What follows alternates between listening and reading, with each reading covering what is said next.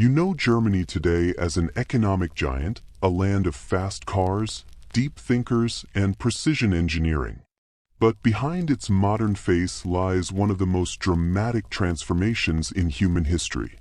This is the story of how a fractured land of warring tribes, scattered kingdoms, brutal wars, and stunning rebirths forged itself into a single nation, a story of blood, brilliance, betrayal, and belief. It's not just about what Germany became.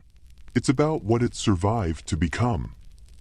Long before Germany had a name, the land was ancient. It was a patchwork of tribes, Swabi, Saxons, Franks, and Vandals, people living in forests and river valleys, resisting the Roman Empire. The Romans called it Germania, a wild, unconquerable land beyond the Rhine. It was here that, in 9 CE, Germanic tribes under Arminius ambushed and annihilated 3 Roman legions in the Teutoburg forest. The Romans never again tried to conquer it.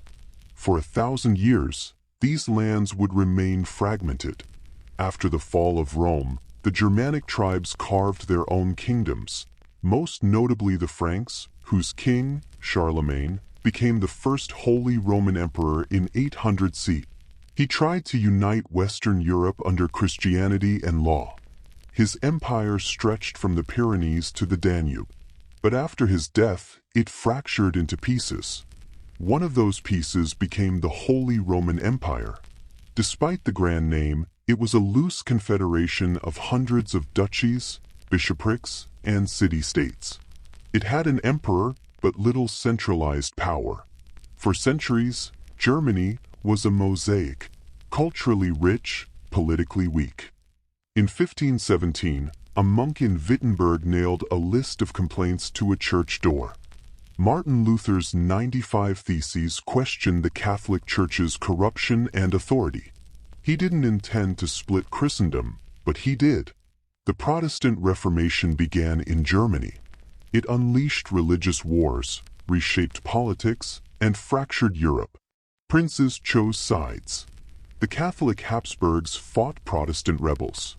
The 30 Years' War devastated the German lands from 1618 to 1648, killing a third of the population.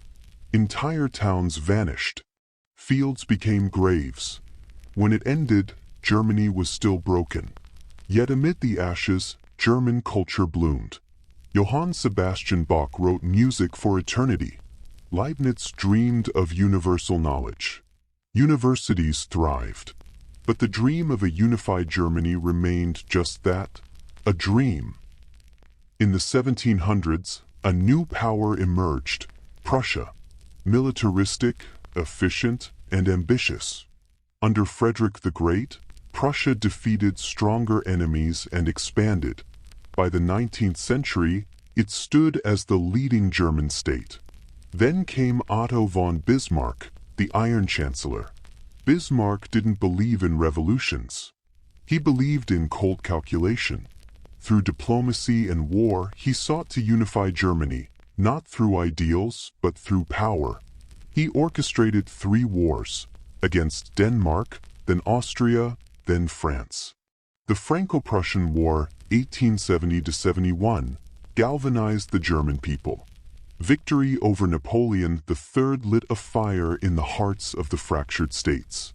On January 18, 1871, in the glittering Hall of Mirrors at Versailles, Bismarck proclaimed the German Empire. Germany, at last, was united under a Prussian king and military command. Germany exploded with energy. Within decades, it rivaled Britain and France. Steel production soared. Cities expanded. Science and engineering flourished. It was the age of Einstein, Planck, Siemens, and Zeppelin. The universities of Heidelberg and Berlin became world-class. German culture reached across the globe. But ambition bred tension. The new Kaiser Wilhelm II dismissed Bismarck in 1890 and steered Germany toward militarism and imperial competition. Colonies in Africa and Asia. A growing navy to challenge Britain. A Europe balanced on a knife's edge. Then, in 1914, came Sarajevo. A single bullet killed Archduke Franz Ferdinand, heir to the Austro-Hungarian throne.